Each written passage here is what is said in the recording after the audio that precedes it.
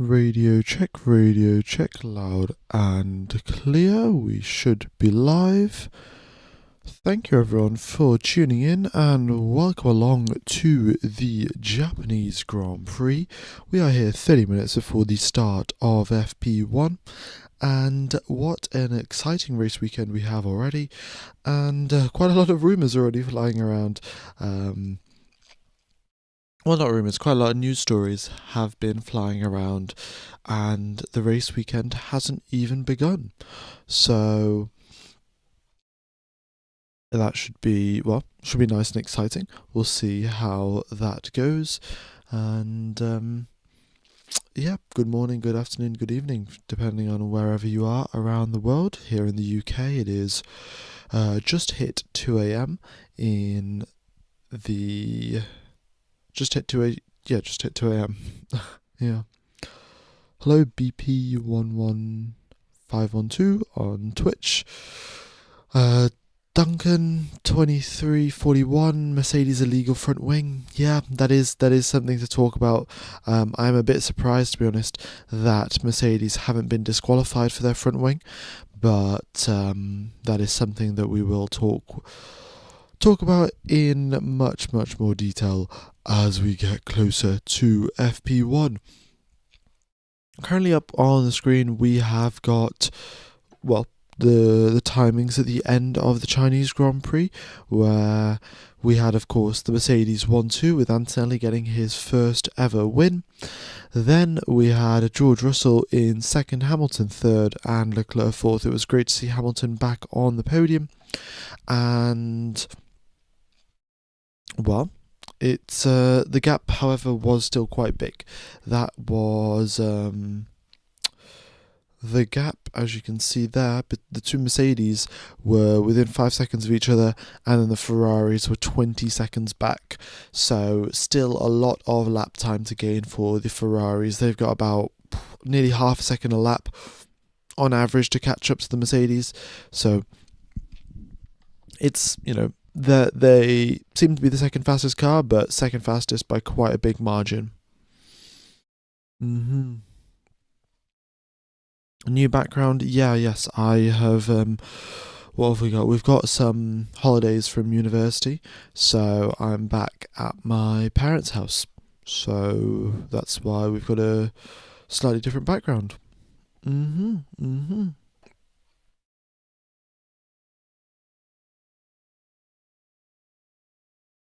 Alright.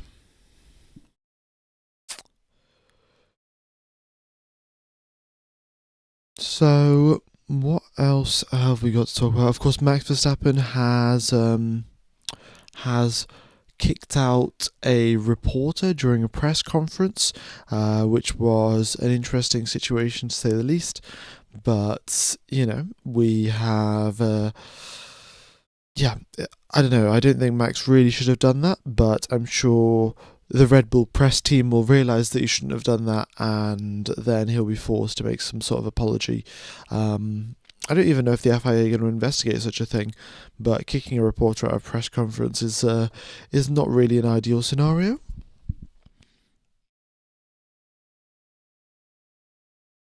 Okay, we've already got through 600 and 700 people already tuned into the live stream. Much appreciated, folks. Hope you guys have had a wonderful 2 weeks since the previous Grand Prix.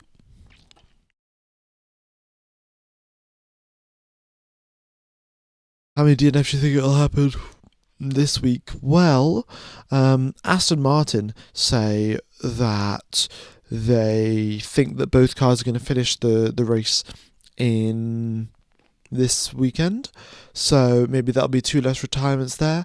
I also think the McLaren should ideally get over the issues that they've had with Oscar Piastri and Norris's car. I think Norris's car had some sort of battery issues, so some software glitches with the battery, and clearly that was severe enough that they couldn't fix it, and in fact they could have potentially even damaged the entire battery as a whole, and hence have to take a new battery. So it's one of the that might eat into Lando Norris's allowance. Yeah. Fernando Alonso is a dad now. Yes, that is correct. Alonso missed the press conferences yesterday because, well, his kid was getting born. So that is, I guess that's fair enough, obviously. I'm pretty sure Fernando Alonso definitely timed that that pregnancy so he can miss some media days, because we know how much Fernando Alonso doesn't like the media days, especially when he's not doing so well in the car. So I'm sure that was pre-organised by Fernando. But that means the quote of Alonso saying, "Oh, I knew he'd hit the brakes because he's got a wife and kids at home," is no longer true, because Alonso himself will now have wife and kids at home. So maybe someone else, one of the youngsters, will be going around the outside of him at 1:30 r.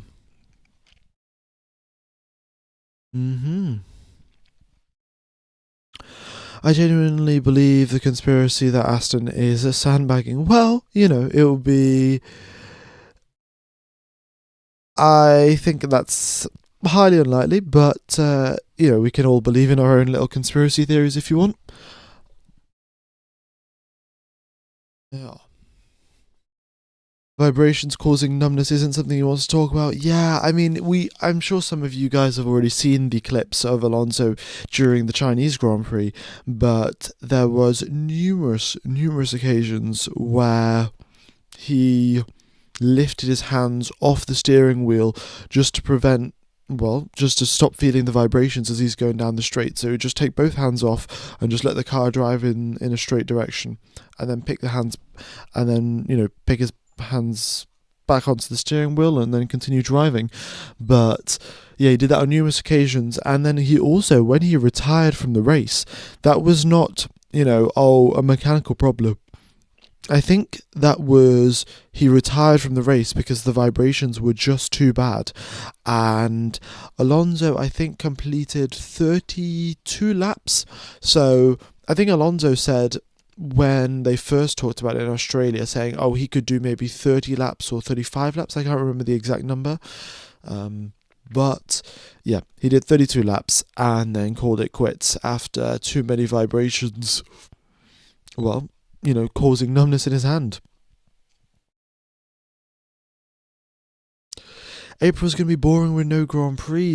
That is correct. The Saudi Arabia Grand Prix and the Bahrain Grand Prix both have been cancelled, meaning that, we haven't got any races scheduled for April.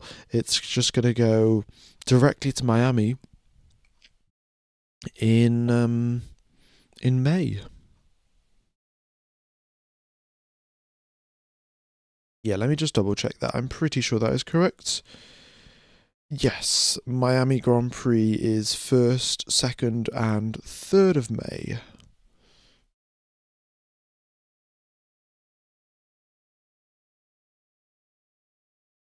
Alright, folks, also if you do want to watch the Formula 1 coverage, the best way to do it is going into the description and getting Proton VPN for $1. And then once you've done that, you can join an Austrian VPN and go onto Service TV this weekend. Service TV is the one showing the Japanese Grand Prix. And then you can watch the F1 coverage. Yeah. Alright.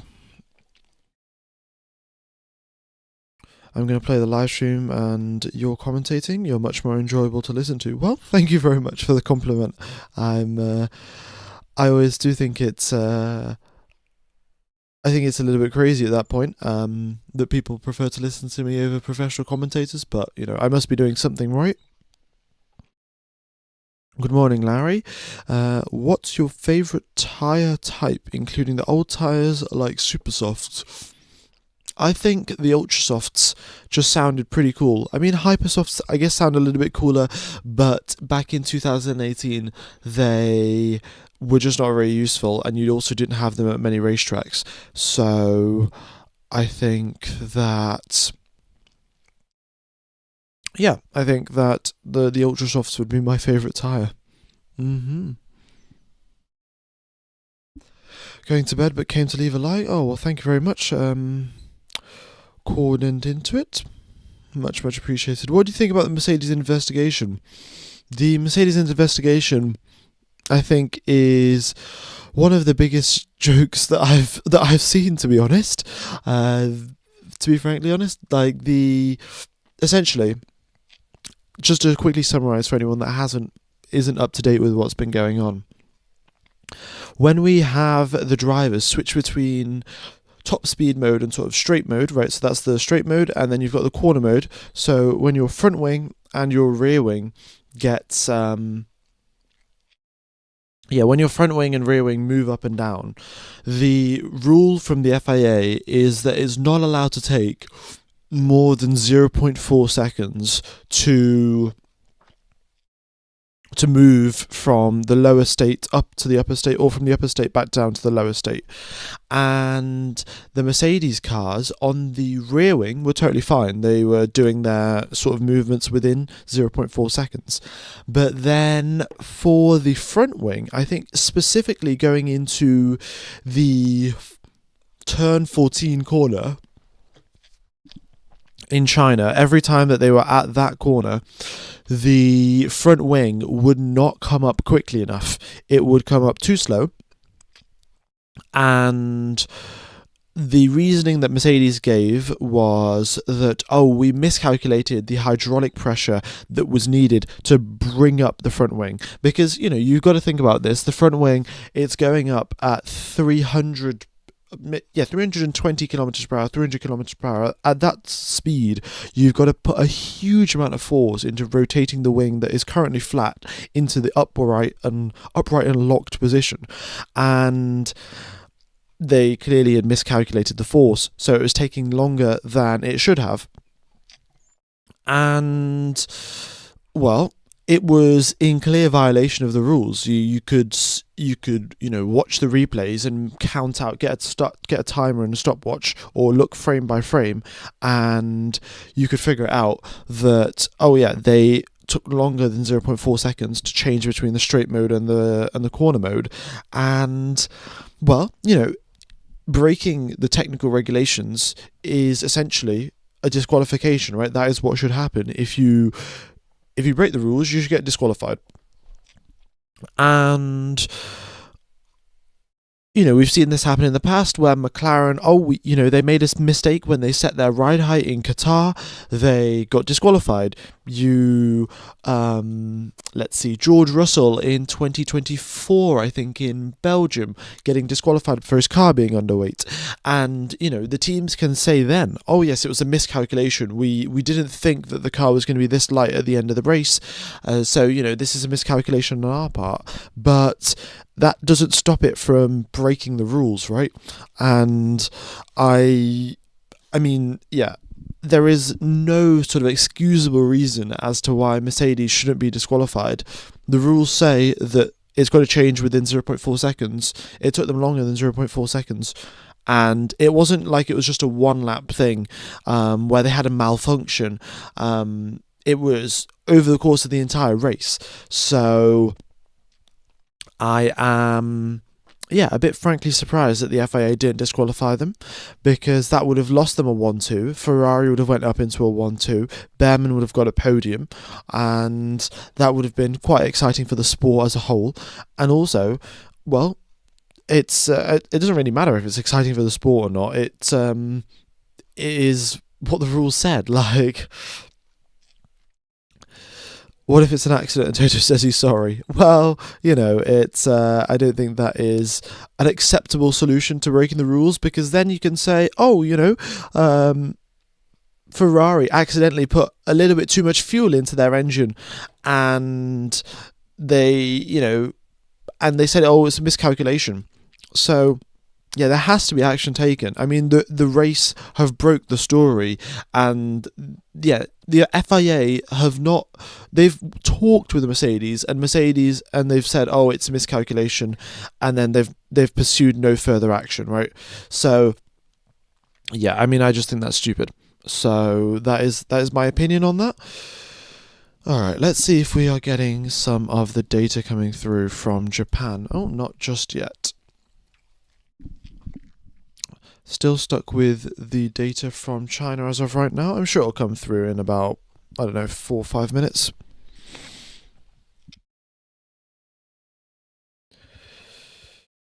Was it both Mercedes cars doing it? I think it was, yes. It's not just Antonelli, because the teams will have run, one set of calculations for the amount of hydraulic pressure required to bring up the front wing, and they would have used the exact same hydraulic pressure on the Antonelli's car and also on Russell's car.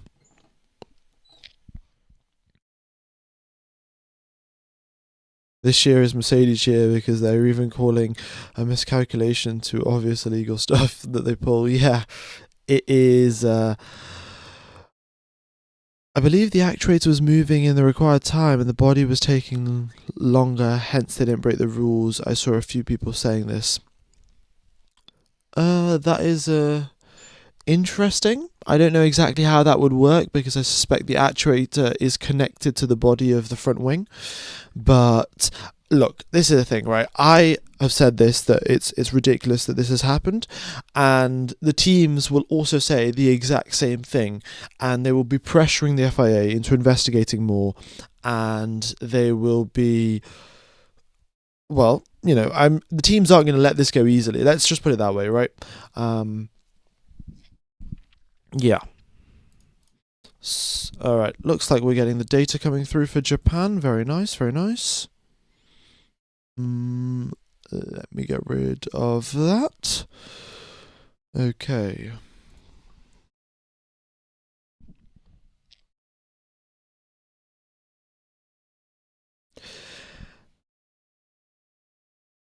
They calculated the rear of it correctly. That is true.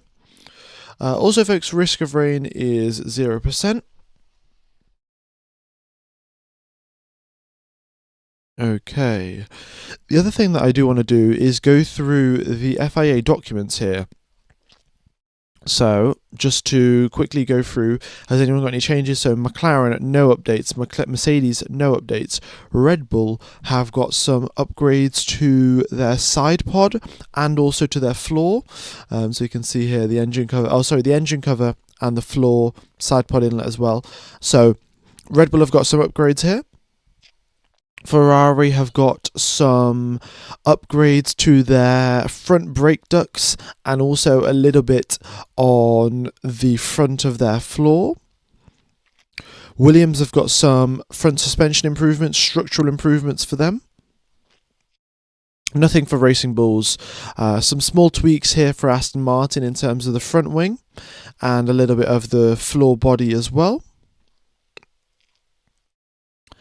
Then you've got Haas with some front wing upgrades. You've got Audi with no upgrades.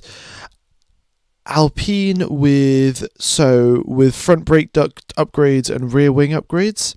And Cadillac have got some changes to their diffuser. And that is all for the upgrades, folks. Is that Brazil behind you? Yes, it is. I've got Suzuka just over here off camera. Yeah.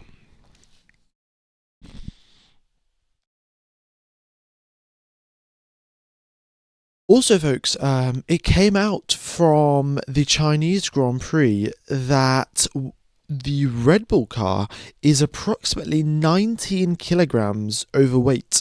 That is 19 with a 19, not 90. So 19 kilograms overweight is the Red Bull apparently, and essentially, yeah, that is quite interesting. Williams also seems to have overweight issues. That wasn't leaked, but essentially, where at the end of the race, all of the cars get weighed, and there was someone at the Chinese Grand Prix who was sat in sort of a VIP box above the FIA sort of weigh scales. So what they did was, while the FIA were while they were weighing the cars, they were zoomed in. they zoomed into essentially the screens that the FIA were looking at as to which were saying how heavy the cars were, and they figured out that, oh yes, the Red Bull is 19 kilograms overweight. Now, of course, Red Bull will have left some safety margin there. They will have left maybe half a kilogram, 1 kilogram worth of safety margin at the end of the race, but there's still a lot of weight to remove off that car. And well, I did the calculations, and if Red Bull did lose all of that weight, let's say instantly, they would be a whole lot closer to the Ferrari. In fact, nearly identical in terms of lap time. So that is sort of the margin of improvement that Red Bull are currently looking at. They'd be right up there with the McLarens and the Ferraris. Is the Haas livery an upgrade? Well, honestly, the Haas livery is brilliant, and so is the Racing Bulls one. We've got some banging liveries here in Suzuka this weekend. We always do get a few special liveries, and I think it's pretty good.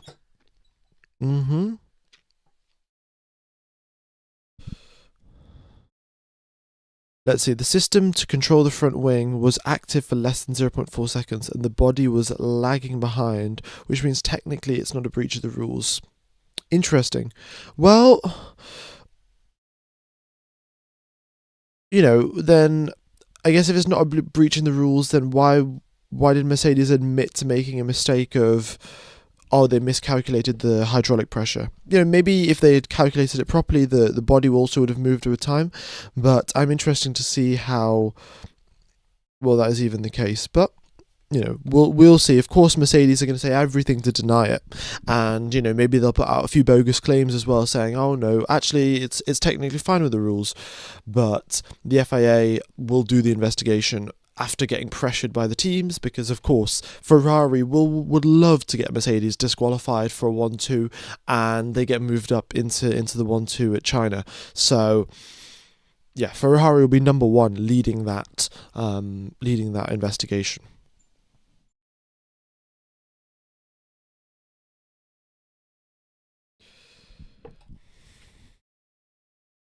Okay. So 7 minutes now till we start FP1, and it looks like we've got some rookies driving here, folks. Well, when I say just rookies driving, it looks like just one, and that is going to be Jack Crawford, who is driving the Aston Martin of Fernando Alonso. So Alonso will be not driving an FP1. I mean, he's driven around here in Suzuka more than enough times, but he's given and they've got to give the rookies a chance to drive at some point throughout the season, so they've given this weekend at Suzuka for Jack Crawford to drive an FP1. Yes, exactly. The pressure being low is the reason for the lagging behind. This happens with aircraft hydraulics when the pressure is wrong. That is my industry. Oh, fair enough then. Yeah. Alonso is tired of the vibrations.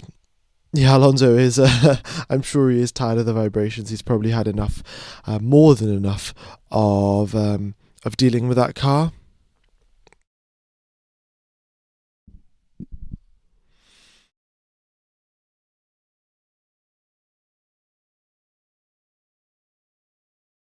Okay.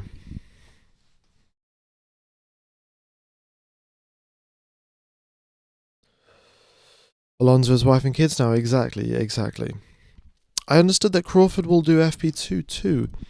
Oh, really? I will double check that.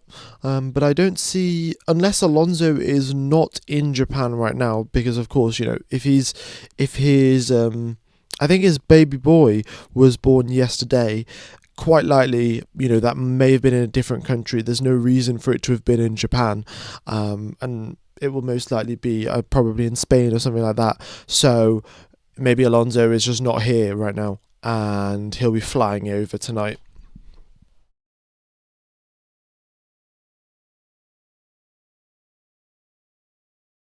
Okay.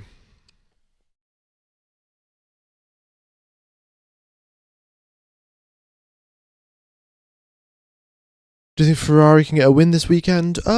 Yeah, they probably could. It will rely on the Mercedes probably messing up somewhere, but it is well within the realm of possibility. So I think that Ferrari will be doing their absolute best to potentially get a 2-3 rather than a 3-4. Can I just say thanks for putting these on? These are such a great way for me to listen to what's going on while I work. Middle of the afternoon here in New Zealand. Well, thank you very much for tuning in. Sanity Chale? I'm not sure how to say that, but I hope you enjoy. I think definitely a lot of the FP1 sessions and FP2 sessions that are on Fridays, a lot of people quite often are saying that they put them on while they're at work and just listening to it in the background while doing something else, which I think is quite nice. A bit like a radio broadcast, Can I explain the turns? Indeed, I shall. Let's take you through a flying lap of the Suzuka Circuit. Okay, so here we go then, in towards the final chicane here before you start your flying lap. You make your way through the chicane, take quite a bit of curb actually. It is definitely beneficial for lap time to take a lot of curb through those. It doesn't unsettle the car a huge amount, and you make your way down the start finish straight. At this point you will tap the brakes, flick the car in to the first right, and then the first sector is a brilliant roller coaster in terms of going up the Suzuka S's essentially. The drivers absolutely love it. They very rarely do actually touch the brake through this sequence of corners. It's left then right then left then right, and it's just a little bit of lifting to get the car slowed down. And in these generation of cars, I highly doubt that they will be touching the brakes, but they will be regenning the battery, so they'll use the battery regen to slow the cars down as they go through some of these corners. This is me driving wide through Degner 1, which is very, very common, to be honest. So, Chaos Maiden 2, thanks for joining the channel membership. And YZFR, also thank you for joining the channel membership. Much, much appreciated. Yes, so going through Degner 1, you have gotten through the entire first sector and really warmed up your front tyres. Like, they are extremely hot at that point and they want to cool off a little bit. But going into Degner 1, if you dip a little bit of your front left wheel onto the grass, which we've seen happen multiple times in practice sessions, you end up with no front left grip. And when you're turning right, front left grip is exactly what you need, and you end up drifting wide off into the gravel trap. You can continue on over the gravel trap, like we've seen a lot of drivers actually escape it, but it is something to be wary of. Oh, I don't know why it says VSC deployed, but I'm sure they'll get that resolved. Okay. Then through Degner 2. Degner 2 is a lot easier to make your way through because the track is very, very cambered there. So even if you do sort of misjudge your braking point, misjudge your turning point, the camber of the circuit really does help you out. And then, you continue on through towards turn number 10 and 11, which is this slow hairpin. And in fact, actually, the line that I take in the game is slightly incorrect because it's not accurate to what it is in real life. So in real life, when you're going through this hairpin, it's actually slightly quicker to take the outside line rather than coming all the way close to the apex. And the reason for that is on the outside of the corner, there is a lot more camber on the track to help you make it round, whereas on the inside, it's a little bit more flat and you don't get the camber helping you around the corner. So in terms of tyre wear, in terms of tyre temperature, and also just overall speed through the corner, it is better to take a slightly wider line through turn number 11. And then you are flat out all the way towards Spoon Curve. So, you're recharging the battery probably through here a little bit because you've got a big long straight after Spoon Curve as well. Spoon Curve, tap the brakes, flick it to the left, and then drift all the way back out wide again. You don't even have to really hit the apex of Spoon Curve. The following corner is where the apex and the exit is much, much more important. And, well, you get onto the power as early as you can. That curb also on the exit seems to be a little bit too far forward in terms of the other cars that race here, like Super Formula and like GT3. That curb is much more suited to them, and for Formula 1 the curb's a little bit too far forward, and the cars and the drivers are already drifted out wide by that point. It looks like FP1 is already underway, but I'll quickly just finish the lap here. And you make your way through 130R. It should be flat in these cars. It might be a little bit more tricky, but it should be flat. And then you got the final chicane here again. Take a bit of curb and keep your rear tyres in check, because it is quite tricky to make it to the line without wheel spinning. Alright. Larry, your chillness reminds me of Martin Brundle. Both of you are amazing. Time for Silly. Larry makes an appearance for FP1. Already purple sector 2. Is that Godzilla Jr. on the track? Thanks for the thanks for the donation there. YFR YZFR, and thanks for the compliment as well. Yeah, reminds me of Martin Brundle. That's some pretty high praise. Yeah, I was, in fact, to be honest, I was driving that lap on the keyboard. Oh yeah, sorry folks, let me just move my webcam up here. Yeah, I was driving that lap on the keyboard, which isn't great, to be honest, but wow, we've already got nearly everyone out on the track. This is great to see. Lots of action out on the racetrack, and well, fantastic.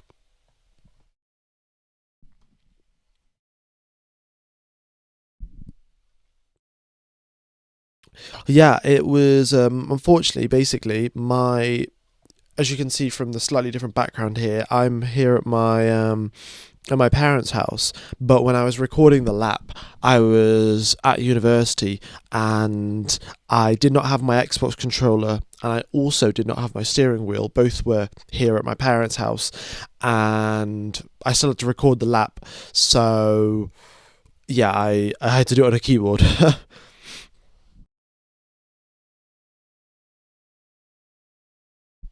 Okay.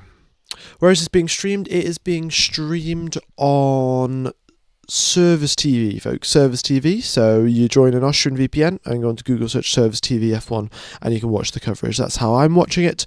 The other thing that I would like to say is that all 20 cars have made their way out onto the circuit and seem to be continuing on. We've had Russell with an install lap and Hulkenberg also with an install lap, but it seems like everyone's managed to get out of the pits at the start of FP1 without any major issues, and well, things are going well.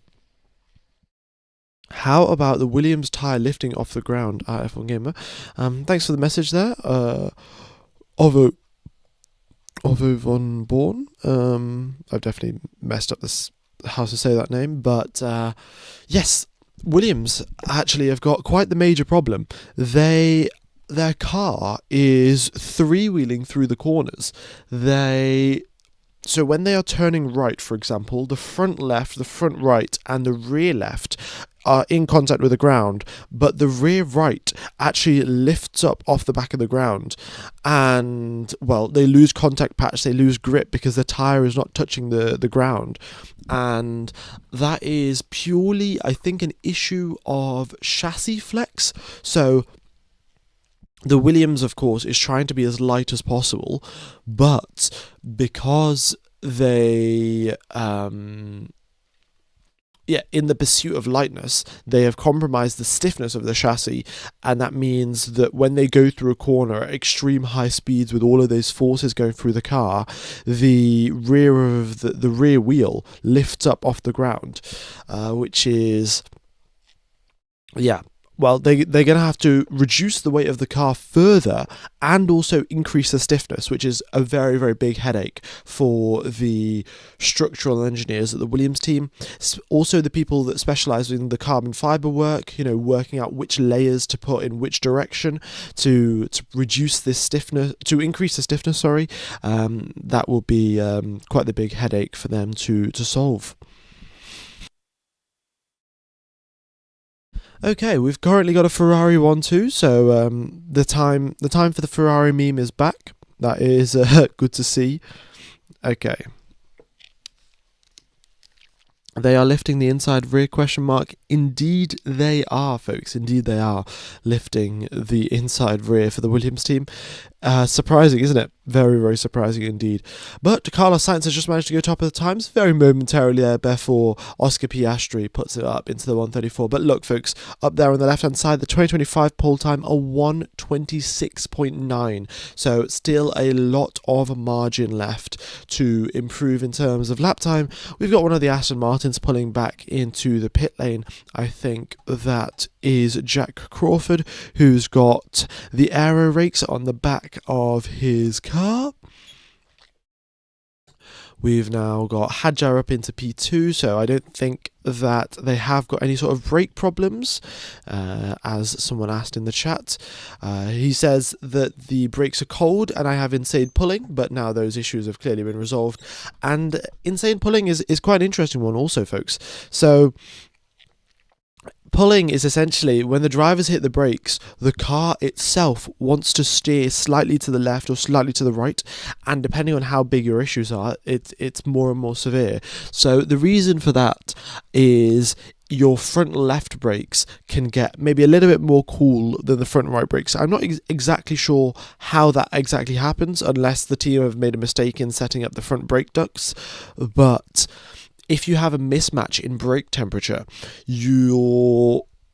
what happens is you press your foot down on the pedal and you get the exact same amount of hydraulic pressure clamping down on the calipers.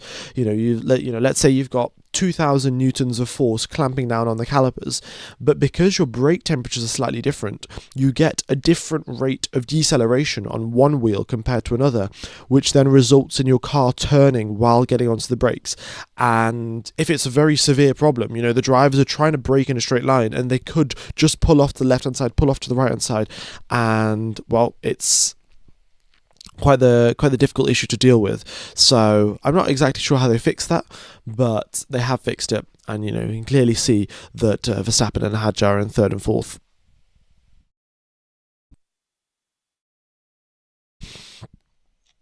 What's on the back of the Aston and looks so bad? On the back of the Aston, you have got a aero rake. So that's for looking at the aerodynamics at the back of the car. So I suspect maybe they're changing a few things on the setup. Maybe they've got a slightly different engine cover or something, and they're looking to see how things work there. Crawford is driving Fernando, correct? It seems like that is the case, yes. All right.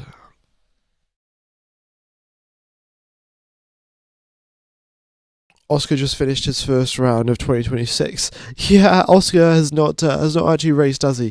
No racing laps completed for Oscar Piastri. There was a technical glitch in Australia that caused him to have an extra 150 or 100 horsepower when he got on the throttle, and yeah, he went off into the barriers on the reconnaissance laps, and then in China had further technical issues. Any news on the vibration issues at Aston?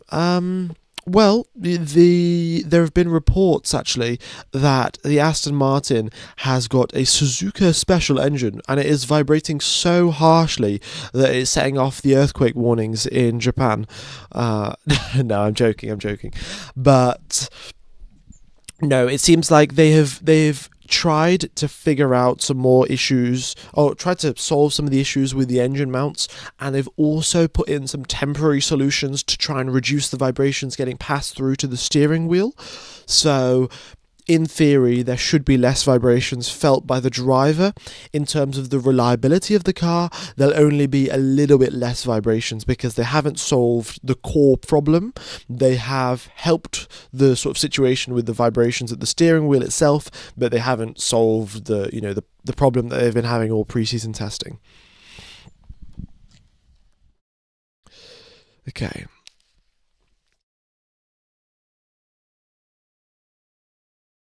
Which special livery do you like? I do like the V-carb is my favourite one, really. The V-carb, definitely. Oscar Piastri currently top of the times. George Russell purple set to 1. But a lot of lap times coming through, a lot of laps being completed. We've got a maximum of 6 laps being done right now. Hamilton has done 6 laps, so has Charles Leclerc. When Russell comes across the line, he'll also have 6 laps under his belt. Alright.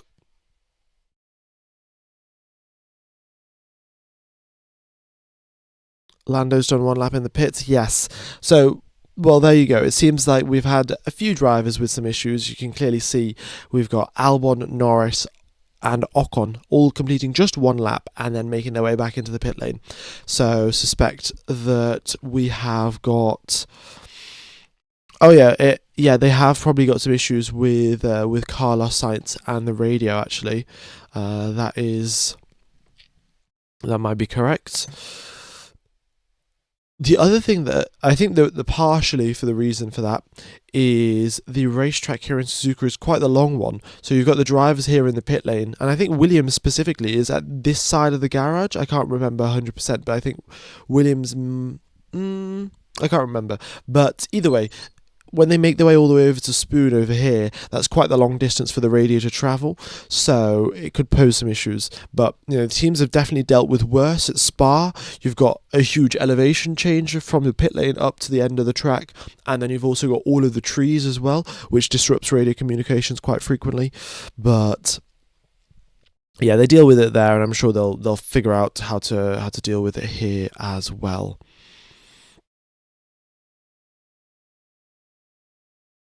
Okay, we have got 4,500 people tuned into live stream. Much appreciated.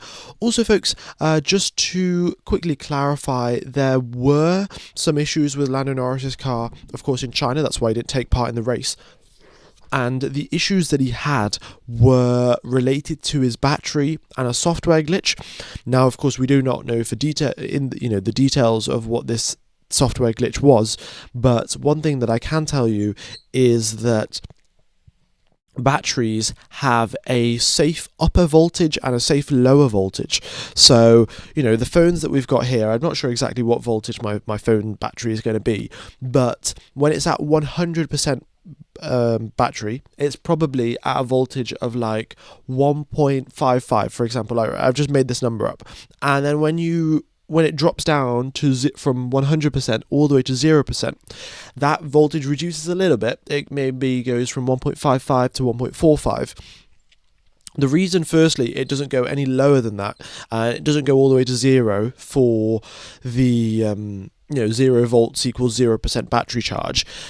That's something to do with the battery chemistry, which I can't fully explain because I'm not an expert on it.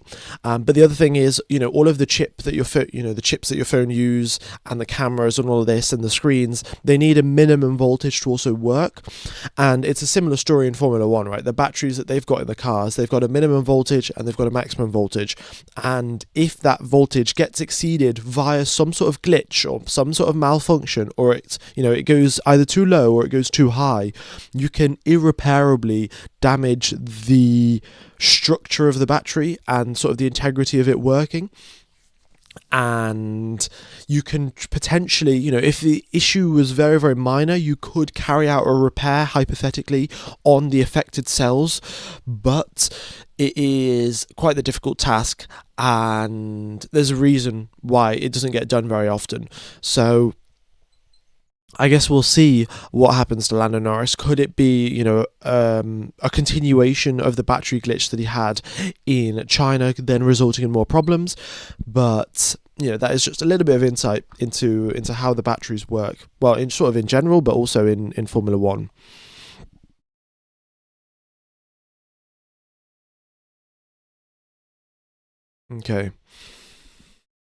Okay, lithium polymer batteries have a range from 4.2 to 3.5. Fair enough. There you go then.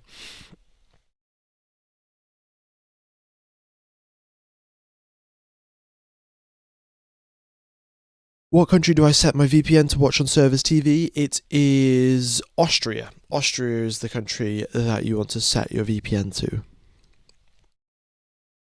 Hi, I'm watching you live from the race itself.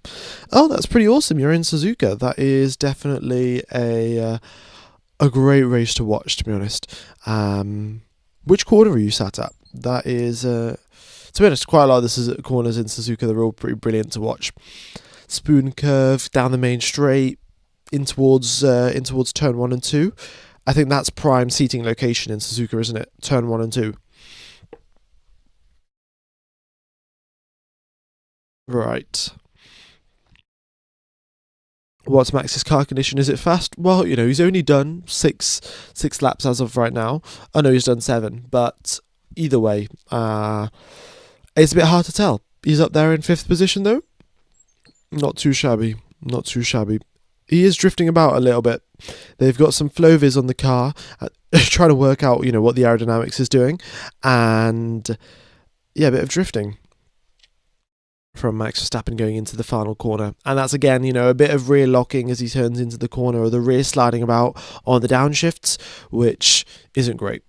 But now that's the point. It's FP1 now. They're going to iron out these issues before they go for quali tomorrow.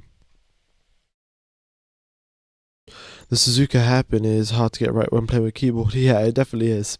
I mean, driving a Formula 1 car, driving the F1 game with a keyboard is impossible, to be honest. Okay, we've got Ocon up into 16th. Albon comes out onto the racetrack, so he was sat in the pits for probably upwards of 10 minutes, 12 minutes or something like that, with some sort of problem with his car, but he has made his way back out. So has Esteban Ocon. So Lando Norris is the only driver as of right now who has got 1 lap completed, and that is it.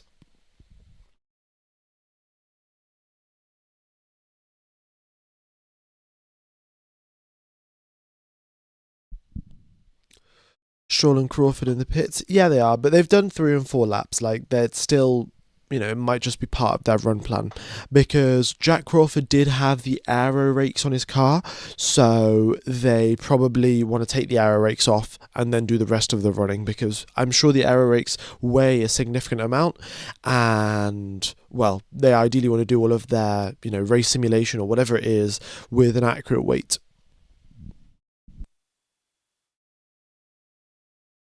And an accurate centre of gravity.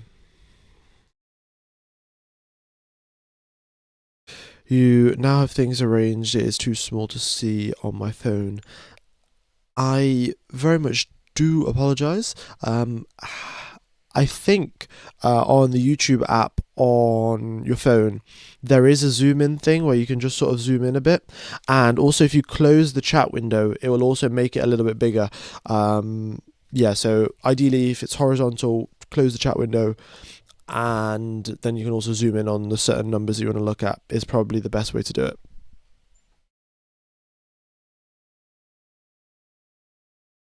All right. Can we see a hot lap? Yeah, why not?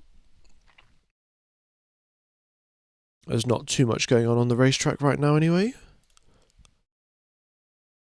All right, let's pop this over here.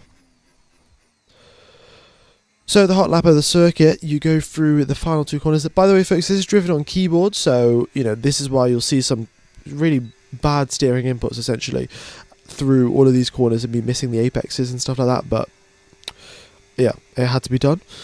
In towards turn number 1, and you don't really need to hit the first apex of turn number 1. The second apex, as long as you get onto the power and carry the speed, it doesn't really matter too much. And you make your way through, up the hill you go. It's very much like a roller coaster. It doesn't really look like that on the video feed of the game, but the drivers certainly feel it, especially all of the undulations, going up, down, rising over crests. This is Dunlop curve here, just the little left, the final left through the flying lap, through the first sector, and that actually is quite intense on your front right tyre. So the first sector really does put a huge beating on your tyres, but it does also warm them up. So, if you start off typically with your quali strategy to have your tyres under temperature at the starting of the lap and then have them overheating by the end, it works quite well here in Suzuka, because the first sector warms your tyres right up. Spoon curve, again, drift out as wide as possible and get onto the power, but you can get onto power very, very early there. And, well, you're going down this straight, on the left-hand side to slightly minimise the distance that you travel, then 130R, easy flat. It's not much of an issue in these cars because you haven't got straight mode. If the cars were in straight mode, then 130R would be a very, very difficult task. But with the corner mode going through 130R, it's quite easy, really, for the cars to make it through there. Okay.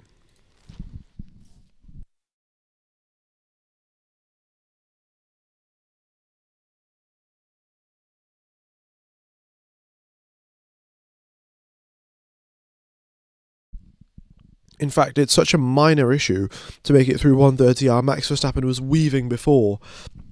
Sorry, not Max Verstappen. Isaac Hadjar was weaving before he actually turned in, just building up the tyre temperature. Not bad for a keyboard, mate. I wouldn't want to take it around one corner.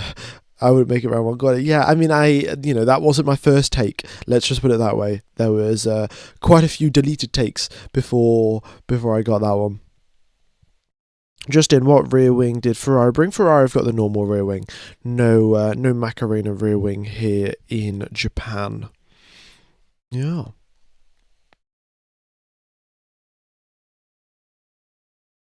Williams seems to be doing a lot better. Yeah, I mean, with Carlos Sainz up there in 10th and Albon in 14th, it's an improvement from where they were in China. But at the end of the day, this is FP1, right? So all of these teams have to work out their, energy deployment and at which point which corners are they going to attack, which corners are they going to conserve their battery, and they've got set up to work out for quite a lot of things.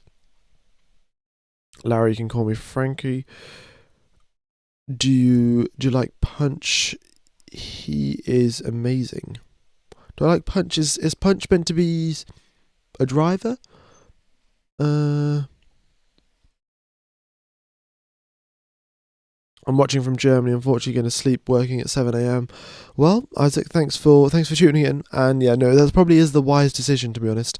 It is currently approaching 3 a.m. here in the UK, and yeah, I'm sure someone that has got work tomorrow will probably not be listening in because they should probably sleep.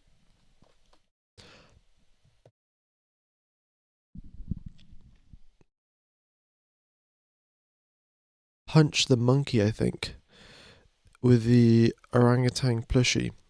Oh, I've not seen it, to be honest. So I would, yeah, I guess I can't give you an accurate answer, but sure, maybe I do. Maybe I do like Punch. Yeah, Macarena wing in Monza. Yeah, I think in Monza they'll probably have it. The Aston is an absolute tractor. That is true, folks. That is true.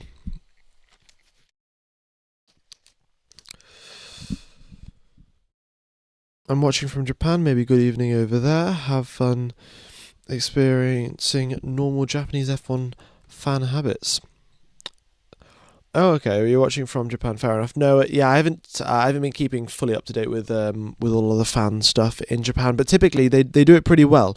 I would say out of all of the countries that Formula One goes to, the variety in teams that get supported and the commitment that the fans have are actually quite impressive in Japan, because typically, of course, when you go to Italy, you've got all of the fans supporting Ferrari. When you go to the Netherlands, you've got everyone supporting Max.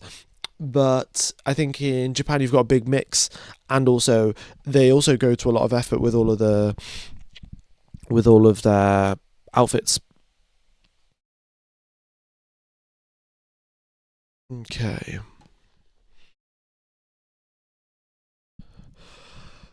Oh, this is the Lando Norris era with one lap completed in FP1. There you go. Lando Norris, number one lap done, FP1. Job done. Time to go home. All right. Yeah, so we've had our first sort of, key action in FP1, and now we're going to get a bit of a lull while the teams go back, have a look at the data. The drivers also come back and tell the teams what setup changes that they want, and of course the mechanics then go and change these setups. Oh, there we go. Actually, Norris is back out on the track. Apologies, I was clearly not looking at the screen when I was making those comments. And yes, so the teams are making their setup changes now, and then they'll go back out, reevaluate, and probably do a race run afterwards. But Norris is back out on the track now, and car seems to be working all right. Touching the brakes actually a little bit going through this corner. In fact, track temperature is up at 37 degrees Celsius, so that is going to be, very warm on his tyres, and we'll see how he manages with that one. But he is about half a second off Leclerc in the first sector.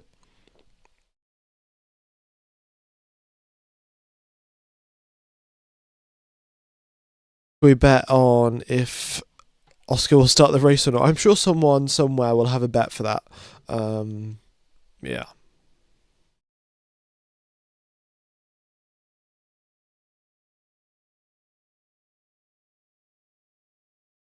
Why was there so much talk about adding a team being so bad when Aston Martin and McLaren barely show up?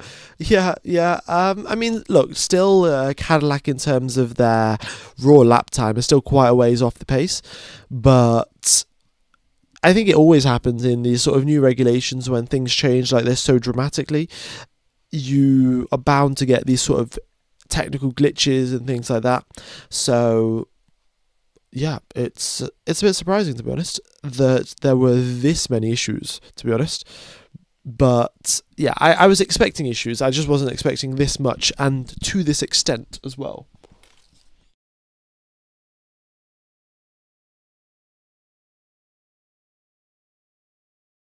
Alonso's in the garage, is he? Wait, I did not see that. But Alonso is not driving in FP1. Jack Crawford is driving for him, and he had a baby yesterday, so potentially he's back in Monaco for the birth of his son, which makes sense. So he might be missing FP2 as well. I'm not 100% certain. I don't know where his flight is or when he's landing. So yeah. The dance team said he is there ready for FP2. Okay, fair enough then. So he must have flown out yesterday out of Monaco, and he'll be here for FP2. So Jack Crawford just driving for FP1. He's a rookie driver. I think he's the Aston Martin sort of reserve driver, and doing a few laps in the Aston. How much do you think the mini break evens teams out? Well, I think it will. It will even the teams out because it's, after 3 races have been completed, the teams, they know what their problems are. They know what they have to look for in terms of solutions to get the cars faster and faster. And it's always easier to go from 3 seconds slower to 2 seconds slower than it is to go from 1 second slower to then fastest on the grid. So taking that into account, and now also taking into account that teams know exactly what their problems are throughout practice, throughout quali, throughout races, I think that we will get and then also just an entire month to work on these things. We'll get a lot of improvement, and specifically bigger improvements from the teams that are at the back of the grid. So it'll equalize the playing field, that's for sure.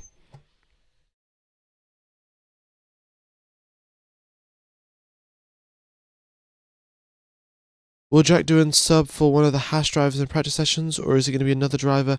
I think it will be another driver, and the reason for that is because you have to have a rookie driver in the practice sessions, and Jack Doohan did only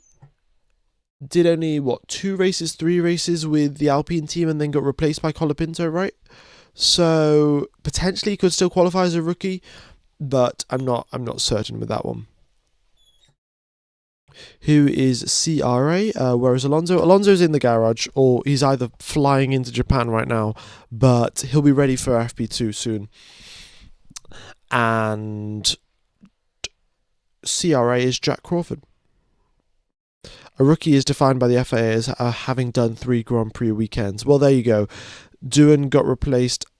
Did he get replaced after Miami? I thought, yeah, he had his crash in Suzuka, and then, yeah, I thought that he got replaced immediately after that crash in Suzuka where the DRS failed. But if he got replaced in Miami, that means he completed 3, yeah, he will have done 3 Grand Prix, and after doing 3 Grand Prix, he no longer qualifies as a rookie, so.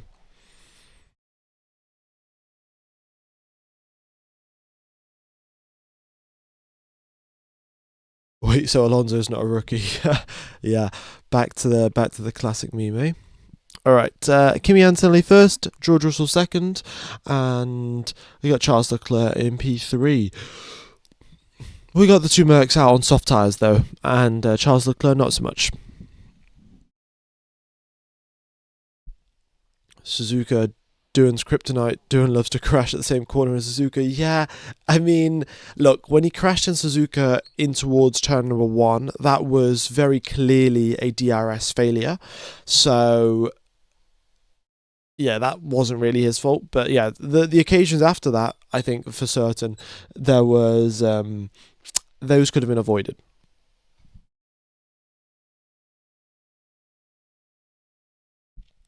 F1 Gamer start a betting pool on whether the McLaren / Oscar Piastri will race this weekend. Yeah, that will be. No, I think the McLarens will do it. Surely not 3 weekends in a row. Oscar Piastri is going to sit out of Formula One. I think your chair needs a bit of oil. Does it? You guys definitely can't hear my chair because I can't hear my own chair. So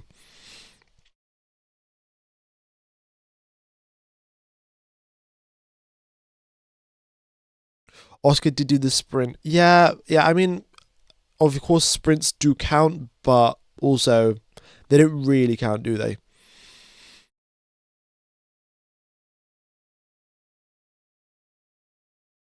Why is Sector 3 so short? It's just the way that the track is laid out, really. It's not any specific reason or anything like that. It's not like there's got to be a minimum amount of kilometers for each sector or anything like that. It's just the way that the timings have been set up in Suzuka. It's squeaking. Is it? Nah, my square is definitely my chair is definitely not squeaking. All right. When will Ferrari fully use the Macarena wing? Well, when they fully find some performance benefit out of it, right? They test it out in China. They thought over the course of a lap it was going to help them. Because look, folks, the Macarena wing will help them down the straights, but it does make them slower in the corners because you've got these big, heavy actuators all the way at the top of the car, and well, at first it adds weight and it also makes your center of gravity worse, which makes your cornering performance worse. So it, yeah, so essentially they do their calculations, and if they think it might be close and there could be a situation where the Macarena wing is quicker, they'll fly it out to the racetrack. They will, once they've flown out to the racetrack, they'll test it out in FP1. If their calculations are correct and it is beneficial to use the Macarena wing, they will. But in China, they flew it out and it wasn't quick enough, so they stuck the normal one back on.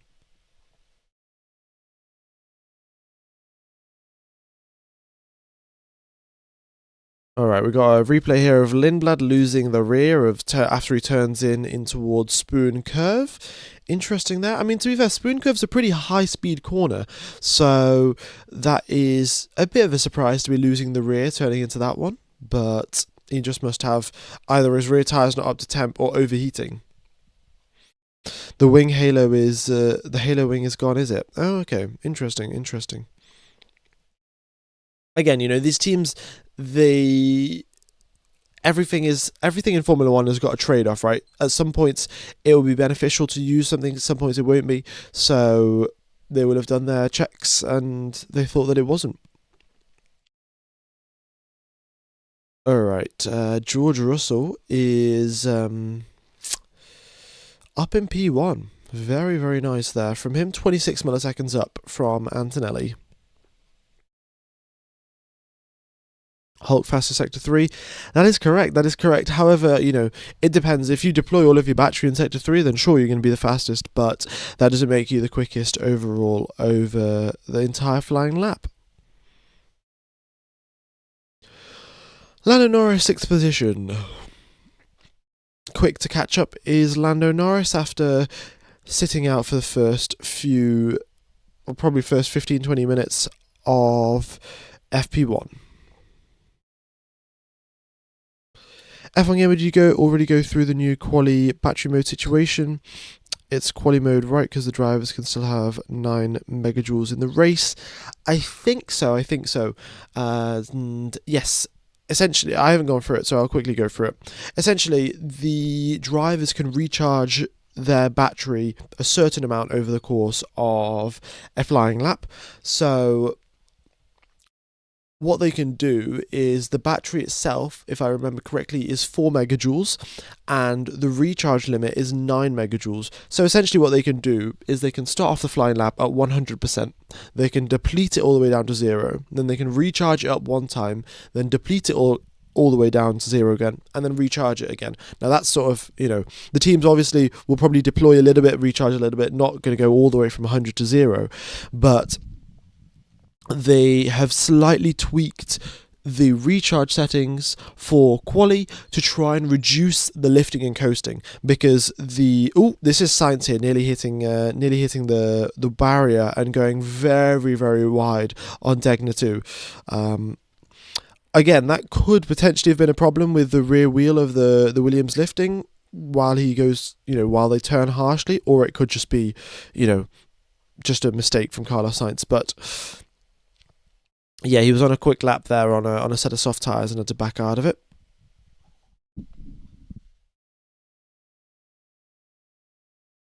Okay. What was I talking about? Oh yes, the battery recharge. And yeah, essentially, right, in China we had loads of big braking zones. We had braking zones at turn 6, turn number 9, turn 11, turn 14, turn 16. They're all relatively big braking zones, which gives you the opportunity to recharge your battery. Here in Suzuka, not so much really, right? Into turn number 1, you tap the brakes a little bit, and then you let the engine brake and do the slowing down. And then you have, again, for Degna 1 and 2, you tap the brakes, flick the car in. Turn 11, you've got a bit of braking there. And then also the final chicane at turn 15 and 16, or turn 16 and 17, sorry. You've got big braking zone there, but only 2 big braking zones across the flying lap, which means that the teams will be doing even more super clipping. And just to prevent that from happening, they have reduced the recharge limit in quali.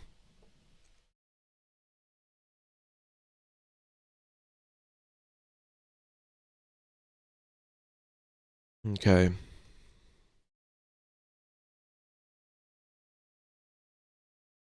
The Williams livery is lovely. Yeah, to be fair, it's quite a nice one, isn't it?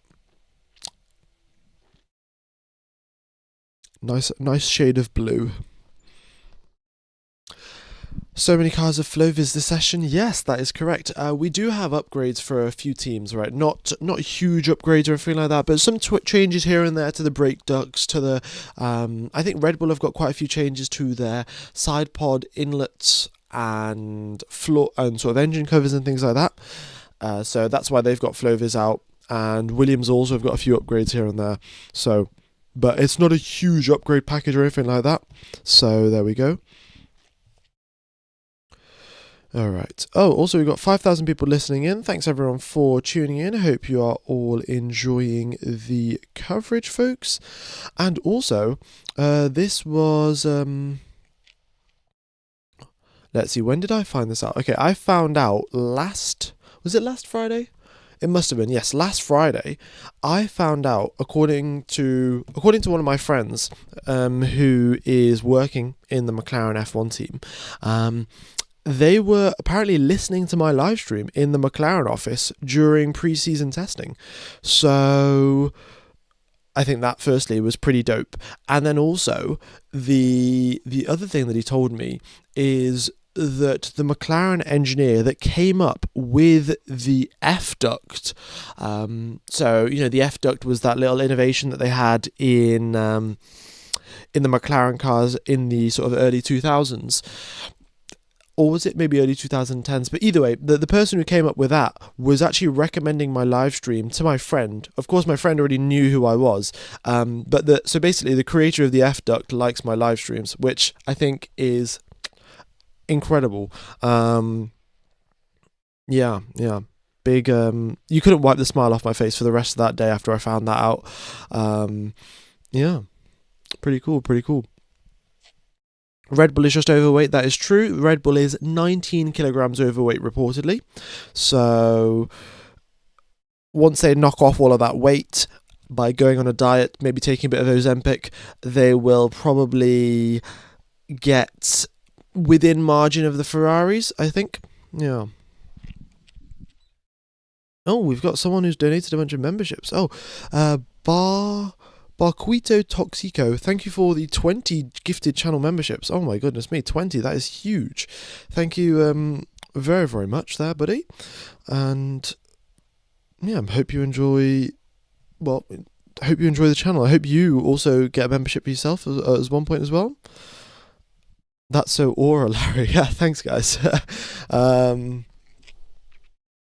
Yeah, so maybe, if this person has said I didn't get their name actually, but if this person said that they, were recommending my live streams to other people in the McLaren office, and they had it up on the second monitor and stuff like that, then maybe I'll get them up on the channel. Maybe they're listening to it right now, I think that's a little bit more unlikely, given that they've probably got their own sort of team radios and things that they could be listening to, because, well, they've sort of got like, how in all of these space films you've got Houston, and you've got this like mission control basically, and this is where all of the engineers and all of the people are sat, they're talking to their astronauts and stuff like that. You've got a very similar sort of thing in Formula One, where back at the factory they have got sort of a race control, and you've got engineers there over the weekend, and they are connected into all of the radio feeds. They've got all of the data coming through from all of the cars, and they'll be suggesting a few things to change, and they're probably listening to that rather than listening to my live stream, to be honest. But still pretty cool. Wait, Barquito's just gifted 50 channel memberships. Oh my goodness me, mate. Thank you very much. You've joined the Grand Slam tier. That is much appreciated. And 50. Wow. Thank you so much, buddy. It seems like everyone that's watching the FP1, well, not everyone, but a lot of people are going to be getting channel memberships. Okay. I'll continue on with the broadcast, right? Because most people are here to listen about the Formula One stream rather than what the McLaren office think of my live stream. But yeah, so as of right now, we've got Hamilton going quite slowly down the final sector. We've also got just Norris, Verstappen, Hadjar, Behrman and Perez in the pits. Everyone else out on the racetrack as of right now. Please answer when the race is going to start. The race is going to start, well, that's going to be in like 2 days' time, right? So it's not right now. Is Ferrari using the new upgraded engine? I have not seen anything about the Ferrari upgraded engine, to be honest. So I'll double check.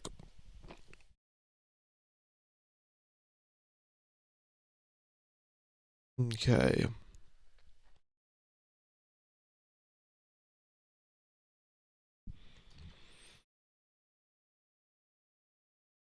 Your thoughts on the Mercedes front wing and with what's going on with that? Well, look, supporting a really good creator, always leaving your stream on my TV. Oh, well, much appreciated there, buddy. And well, I'm very glad to have you watching the channel. So yeah, cheers. Cheers so much, buddy. I will put a link out to the Discord for the channel members Discord, and yeah, I'll just repost the link on the YouTube community posts once the stream's done.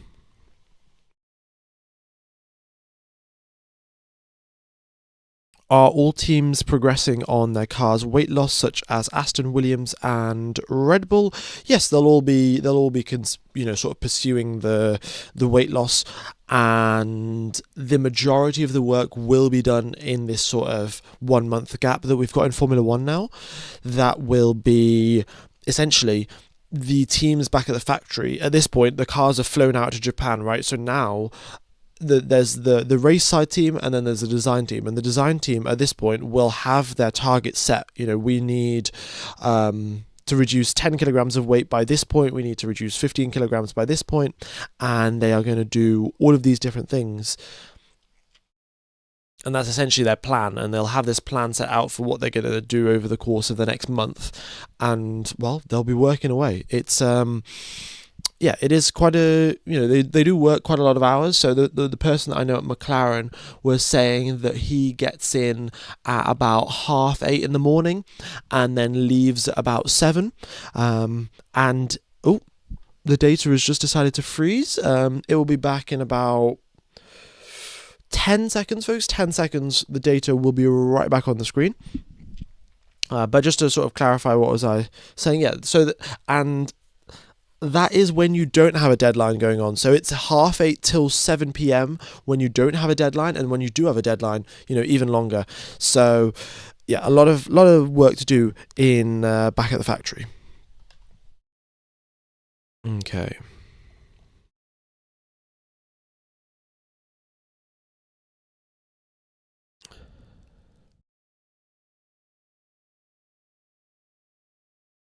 Max in the 133s, yeah.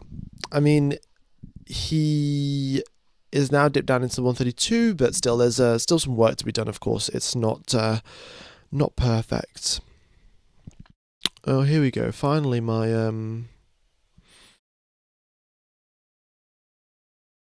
YouTube chat was frozen for a second there. There we go. Okay, we should be back. Okay.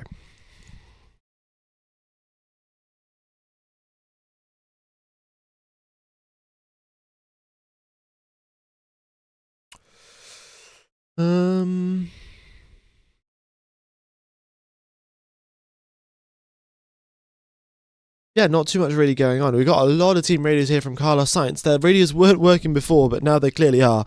And he's just getting warned about the drivers on quick laps behind him and things like that to make sure that he doesn't block anyone. It is FP1 at the end of the day, so it probably wouldn't matter too much, but... How to get a membership? It's just if you... Next to the subscribe button, there's normally a join button. If you press that, then you can join. Oh, we've got a donation come through while YouTube chat was broken. Keep it up, dude, and chat do not spam W, please. thanks for the donation there. I didn't know what currency this actually is. ARS 500. Okay, cheers.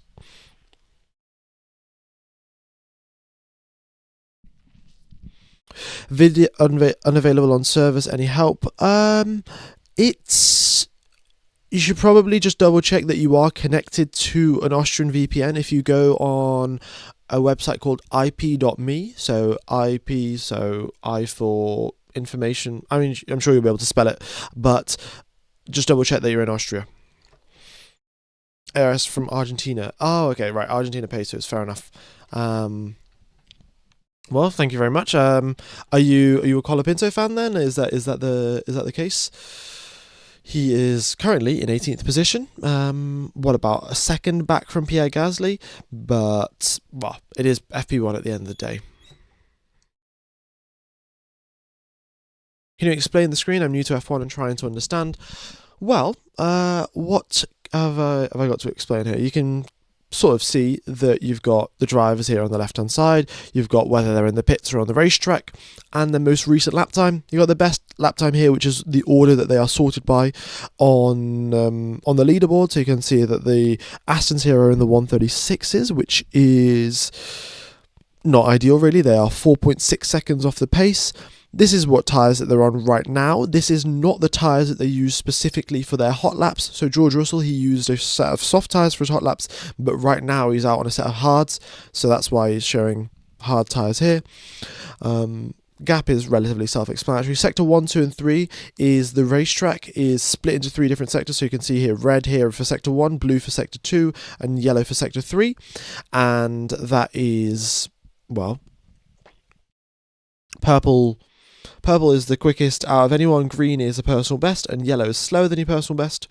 And the same thing here for sector 1, 2 and 3. It's just split up into even smaller sections. And this blue here means the drivers are coming in or out of the pits.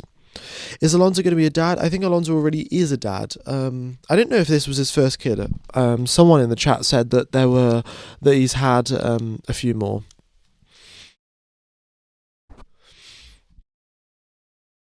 Okay.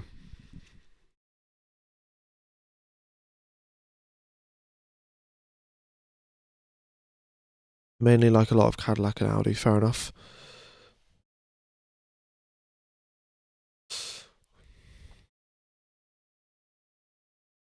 Yep, VPN is in Austria, but still no video. Love listening. That's a bit strange because I'm watching it using the exact same way. I don't know. I guess you'd have to retry. I think there might be a few more options. Potentially the Belgian version, but I'm not certain about that. Oh, we've got more gifted memberships. Oh my goodness me. Bakuito Toxico, 20 more memberships. Okay, cheers, buddy.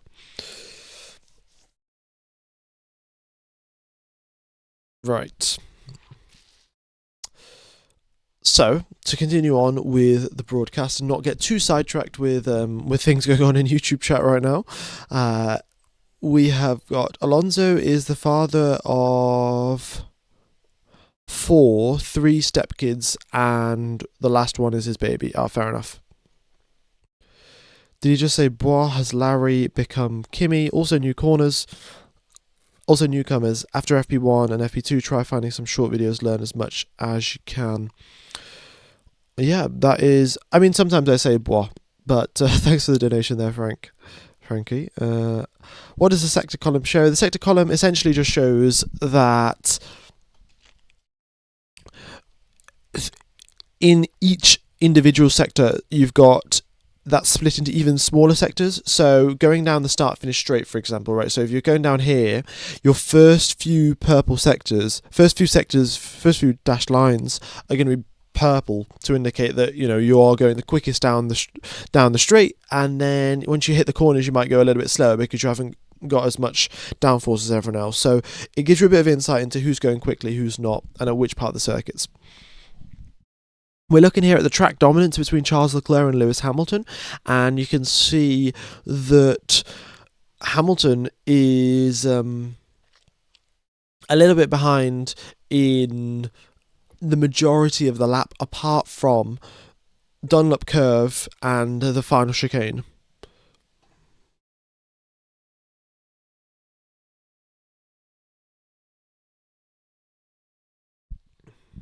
Alonso will be looking forward to a month of paternity leave in April. Yeah. He will also... I guess there's not too much work for him to do back at the factory because they've got to just do the same thing and get rid of these vibrations. Oh, also another interesting thing here, just from Sergio Perez's radio, the wind is picking up 2 more kilometers per hour, same direction. So that is another thing here that we've got... in fact, the wind indicator has just now dropped off to 0, but it keeps changing between 3 kilometers per hour and up to 10 and 11 and things like that, right? And, well, the issues that you have here are that you get this wind blowing sort of in this direction, which will give you a headwind through sector 1, which is fantastic.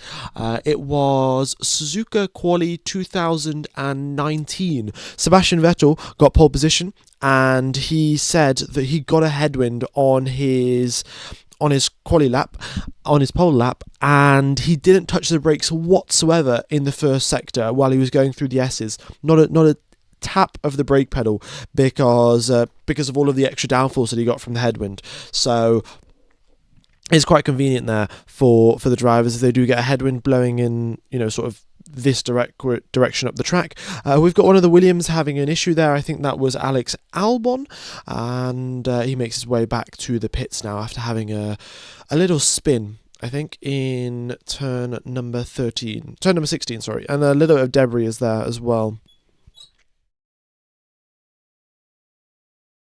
Red Bull brought 4 upgrades to the car and still suck. Well, they weren't major upgrades, so I wouldn't write them off completely. And also, the much bigger problem that they have got is actually the fact that they are 20 or 19 kilograms overweight. That is a much, much bigger problem, because that is losing them lap time, in quali. That's losing them lap time in the race. That's giving them extra tyre wear. It's a huge... Oh, Albon collided with a Cadillac in the corner as if they were racing. I don't know if he saw me and got spun around. Well, he clearly didn't get seen, because if he had got seen, he would have left a space. That was Sergio Perez, and it looked like after he got hit, he looked in his mirrors, and oh my god, I had no idea that Williams was next to me. He crashed into me, and well, look at that. Look, this is a sort of your classic sign of a new team, right? New team, new driver engineer combination, and this sort of communication isn't perfectly synced up, and you sort of get these issues, right?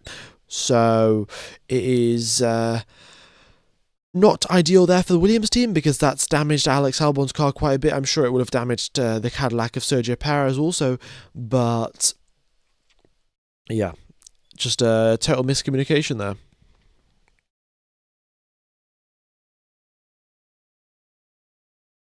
Am I streaming FP2? Indeed I am. What's the current lap time? I can't quite see it. The current lap times are 1:31.666 from George Russell.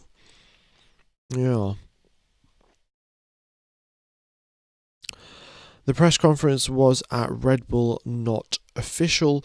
Yes, I did see that. So Max Verstappen, if any of you folks haven't sort of heard already, Max Verstappen kicked out a reporter from a press conference briefing. I think reportedly that wasn't, the official Formula One press conference. It was a press conference that they were holding inside of the Red Bull hospitality area. So there is, I don't know if that is an FIA mandated press conference. Someone in the chat is saying that it is, but either way, like the reporter at one point asked Max a bit of an inflammatory question in Abu Dhabi last year about, you crashed in Spain, and if you hadn't done that, then maybe you would have won the championship. And Max obviously didn't very, very much like that question. And then he basically just told the reporter to get out and leave, and he's not answering any questions until the reporter does leave. Which, look, like, admittedly, sometimes reporters do ask some stupid questions, but I think kicking a reporter out is going a step too far. I think you can just not answer his question properly, you can give him a short answer, but I think kicking out a reporter is a bit unnecessary, to be honest. Just unprofessional. It is just a very petty thing. Like, yeah, he asked you a stupid question, but over the years, drivers have been asked ridiculous amounts of stupid questions, and they still just, they deal with it. And also, right, the other thing was, I think when Max did crash in Spain, that was clearly a deliberate crash, right? He was just like, screw this, I'm just going to crash into George. And if we look back in recent Formula One history, at any point in the past has this happened, right? Where a driver's on purpose crashed into another driver. And, you remember back to 2017 Baku, where Vettel thought that he got brake tested by Hamilton, and then went and, drove alongside him and turned into him, basically just like, mate, what are you doing? And he later, put out a statement, an apology, like, whatever I did was wrong and it wasn't the right thing to do. I shouldn't have said the things that I said at the press conference, etc., etc. Which is the right thing to do after you make a mistake. But Max never really owned up to it, and then further is kicking out kicking out a journalist at a press conference for it, which, yeah, just isn't a great look, and it's just more of a headache for the Red Bull PR team to deal with. Frank Key, thanks for the donation. Last one for me until FP2. Guys, remember, Mercedes wants you to join the pack. You'll see in the marketing they made the FIA tremble from their aura. Yeah, I saw the Mercedes, what's it called? new race suits that they've got, and it just looks like George Russell and Kimi Anselmi finished painting a house or something, because it just looks like they've got white stains all over their race suits. So it's a bit of an odd one. Barquito Toxico, good night, chat. I hope you have a nice day, night, morning, afternoon, evening, whatever. Hoping Leclerc gets a nice position this race. Well, I hope you enjoy as well, buddy. And thanks for all the donations. Has another driver ever intentionally crashed into another? Ask Michael Schumacher. No, I think it is. Yeah, I mean, that's a little bit too far back, and personally, I haven't even watched that. Oh, is that the Ferrari scraping along the ground? That's a little strange. You could see a few sparks flying from the front of the Ferrari. It seemed like the front wing was touching the ground. Yeah, a bit odd there.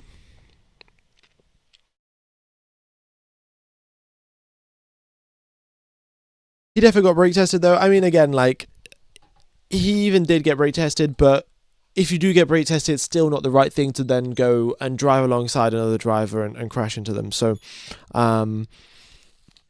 but you can just ask Seb about it. I'm not the expert there.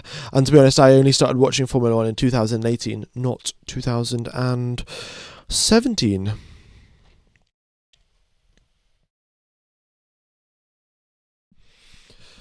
Alright, and that is the end of FP1, folks. There's really not too much to, that's crazy to talk about, but we are getting the, have you got even more gifted memberships? Gifted another 10. Oh, cheers, buddy. Wait, have you just gifted another 50?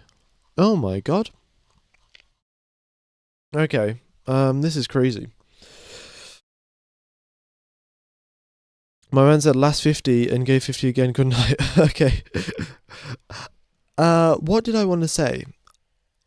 Oh yeah, we're getting a resemblance of 2018 where we're getting the teams line up in team order on the grid. You got Mercedes 1-2, McLaren 3-4, Ferrari 5-6, and then between 7th and 14th you've got a bit of a mix here, and then you've got the 2 Alpines, the 2 Williams, the 2 Cadillacs, the 2 Astons. I mean, this is a bit odd, really. It's a bit odd to say the least. But interesting. Okay, so what am I going to do now? I am going to send you guys a link to the FP2 stream. And we'll be live for FP2 in, 2 short hours. I'm going to get some sleep, and I'll be also, so FP2 stream, yeah, I'll probably take a bit of a nap, because I'm on about 2 hours and 40 minutes of sleep, or something like that, 2.5 hours. So that's the FP2 stream. I'll also end the stream, I'll take you over to FP2 anyway. But if you haven't hit the like button for the FP2 stream, then be sure to do so. And I will see you in 2 hours' time for FP2. I mean, right now, all the drivers are just making their way back to the pits, doing some practice starts, and doing 2 burnouts. That's about it. Don't sleep for my alarm. I probably won't. I might even just stay up. I'm not sure. So there we go. And if any of you guys have got a gifted membership, then I'll post a link on a YouTube community post to the Discord, and you guys can join the Discord. Yeah. No, I will not be sleeping for any qualifying. So I will. I've got my alarm that is a siren, and it will definitely wake me up. Yeah, but we're just getting more burnouts here, actually. This is interesting. We've got the teams only asking for 2 burnouts. Typically, we would get 3 burnouts, but actually, Bottas has been asked to do 4 burnouts. Gasly's been asked to do 2. I think Sainz was asked to do 2. So an interesting mix here between the teams on how many burnouts they're going to do. But I think that is all from me, folks. I think that is all from me. So I will see you in... I'll see you all in 2 hours or so for the for FP2. Can I put a link to the TV broadcast? I don't know if I can, but it is just Service TV. Like, if you just Google it and you're connected to an Austrian VPN, it should work. Yeah. Okay, folks, I'll see you in about 2 hours for FP2. Bye bye.